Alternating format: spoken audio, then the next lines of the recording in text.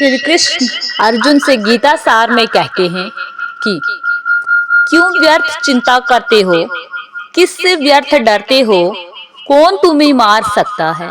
आत्मा ना तो पैदा होती है और ना ही मरती है। जो हुआ वह अच्छा हुआ, जो होगा वह भी अच्छा होगा, और जो हो रहा है वह भी अच्छा ही हो रहा है। तुम भूत का पश्चाताप ना करो, भविष्य की चिंता भी मत करो। वर्तमान चल रहा है उसी में जियो। तुम्हारा क्या गया है जो तुम रोते हो? तुम क्या लेकर आए थे जो तुमने खो दिया? तुमने क्या पैदा किया था जिसका नाश हो गया? ना ही तो तुम कुछ लेकर आए थे और ना ही तो तुम कुछ लेकर जाओगे। जो लिया है यहीं से लिया और जो दिया है यहीं पर दिया है। कहते हैं कि खाली हाथ आए थे और खाली हाथ ही चले जाओ।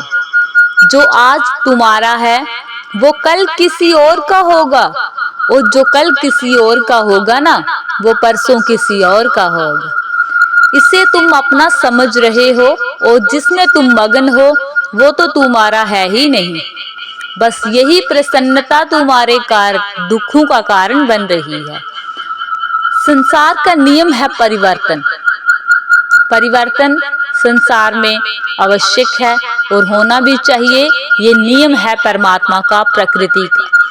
जिसे तुम मृत्यु समझते हो ना वही तो असली जीवन है। एक क्षण में तुम करोड़ों के मालिक बन जाते हो और दूसरे ही क्षण में तुम दरिद्र बन जाते हो। मेरा तेरा, छोटा बड़ा, अपना पराया मन से पूरे तरीके से मिटा दो। फिर जो तुम्हारा है वह सबका होगा और जो तुम्हारे नहीं है वो भी तुम्हारे लगेंगे तुम्हें, और तुम जिसके नहीं हो वो भी तुम्हें अपना ही समझेगा।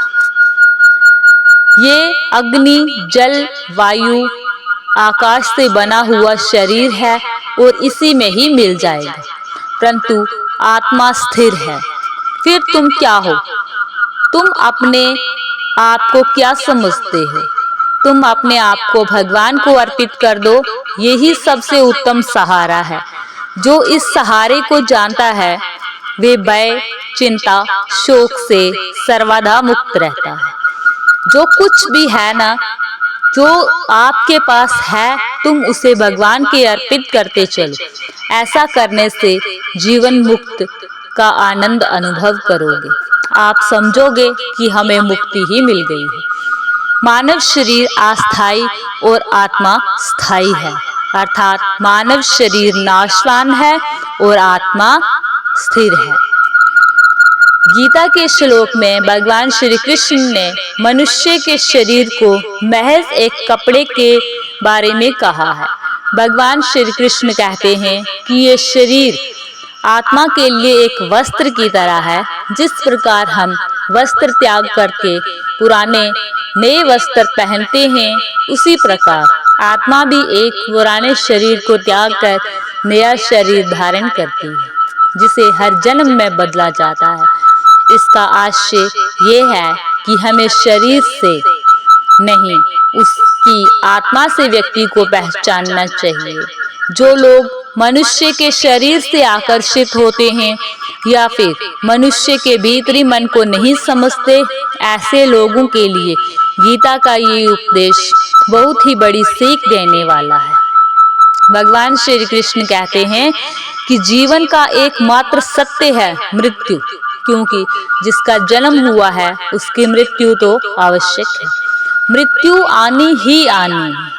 गीता सार में श्री कृष्ण कहते हैं हर इंसान के द्वारा जन्म मरण के चक्र को जान लेना बेहद आवश्यक है, क्योंकि मनुष्य के जीवन का मात्र एक ही सत्य है और वो है मृत्यु।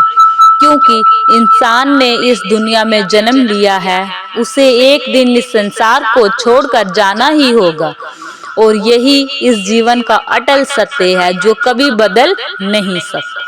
क्योंकि इस बात को नकारा भी नहीं जा सकता कि हर इंसान अपनी मौत से भयभीत रहता है, अर्थात मनुष्य के जीवन की अटल सच्चाई से भयभीत रहता है इंसान की वर्तमान खुशियों को भी खराब कर देता है। इसलिए किसी भी तरह का डर नहीं रखना चाहिए। एक श्री कृष्ण और बात कहते हैं कि क्रोध से व्यक्ति का नाश हो जाता है। कहते हैं क्रोध बुद्धि को हीन कर देता है। भगवान श्री कृष्ण ने गीता के उपदेश में कहा है कि क्रोध से भ्रम पैदा होता है और भ्रम से बुद्धि का विनाश होता है। वही जब बुद्धि काम नहीं करती तब तर्क नष्ट हो जाते हैं और व्यक्ति का नाश हो जाता है।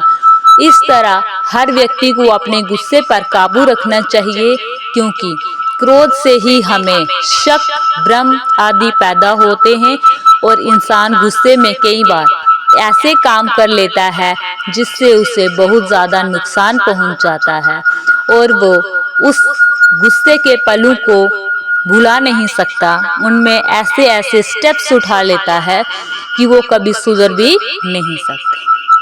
फिर भगवान श्री कृष्ण कहते हैं कि व्यक्ति अपने कर्मों को भी नहीं छोड़ सकता। व्यक्ति अपने कर्मों को अगर छोड़ देगा तो वो फिर जिएगा नहीं, अर्थात कर्म हमारी मृत्यु के साथ ही समाप्त होते हैं।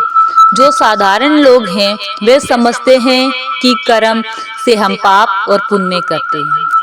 कर्म हमें, पापी जो कर्म है वो हमें नहीं करने चाहिए, लेकिन उनसे पाप कर्म से अपने मार्ग से हटना ठीक नहीं है, क्योंकि वे ज्ञानवादी नहीं बन सकते। वही अगर उनका कर्म भी छूट गया तो वे फिर दोनों तरफ से भटक जाएंगे। ना ही वो इस संसार के रहेंगे और ना ही उन्हें मुक्ति प्रदान होगी। और प्रकृति व्यक्ति के कर्म को करने के लिए बाध्य करती है। जो व्यक्ति कर्म से बचना चाहते हैं वे ऊपर से तो कर्म छोड़ देते हैं, लेकिन मन ही मन में उसमें डूबे रहते हैं। अर्थात इंसान जिस प्रकार श्वास लेना नहीं छोड़ सकता, उसी प्रकार वो कर्म करना नहीं छोड़ सकता, क्योंकि श्वास लेना भी एक कर्म है। फिर श्री कृष्ण कहते हैं कि मनुष्य को अपने देखने का नजरिया है जो वो स्पष्ट कर देना चाहिए। गीता सार में मनुष्य को देखने के नजरिए पर भी संदेश दिया गया है। उन्होंने बताया है कि जो ज्ञानी व्यक्ति हैं वे कर्म को एक रूप में ही देखते हैं, उसी का नजरिया सही है। जो अज्ञानी पुरुष होते हैं उन्हें ज्ञान ना होने की वजह से हर चीज को गलत नजरिए से देखना पड़ता है, और किसी भी चीज को गलत नजरिए से ना देखें। अगर किसी इंसान में बुराई है तो उसकी बुराई को हमें नजरअंदाज करके उस इंसान के अंदर अगर कोई छोटी सी भी अच्छाई है तो उसे अपना लेना चाहिए, उसे उस अच्छाई के नजरिए से देखा जाना चाहिए। फिर कहते हैं कि श्री कृष्ण हमें अपने मन पर काबू रखना चाहिए। जो लोग अपने मन पर काबू नहीं रखते वे इधर उधर भटक जाते हैं। वे अपने शत्रु का सामना भी नहीं कर सकते।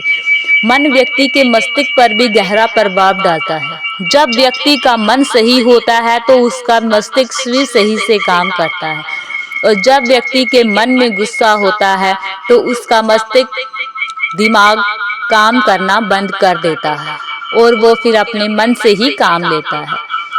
उसके बाद श्री कृष्ण कहते हैं कि इंसान को हमेशा अपना आकलन करना चाहिए, अपने आप को देखना चाहिए कि वो कितने ज्ञान में है।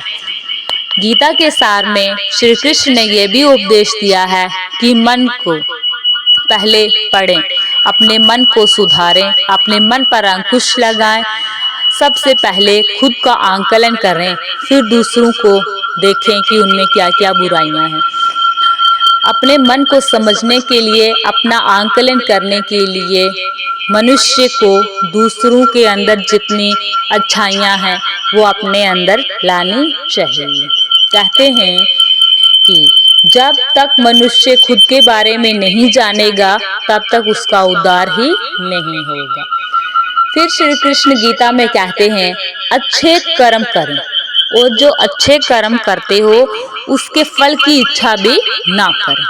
जो लोग कर्म नहीं करते पहले ही परिणाम के बारे में सोचते हैं, ऐसे लोगों के लिए गीता का ये सार भी बहुत सीख देने वाला है। इसमें श्री कृष्ण कहते हैं कि इंसान को अपने अच्छे कर्म करते रहना चाहिए, फल की इच्छा त्याग देनी चाहिए, फल तो ईश्वर स्वयं देंगे।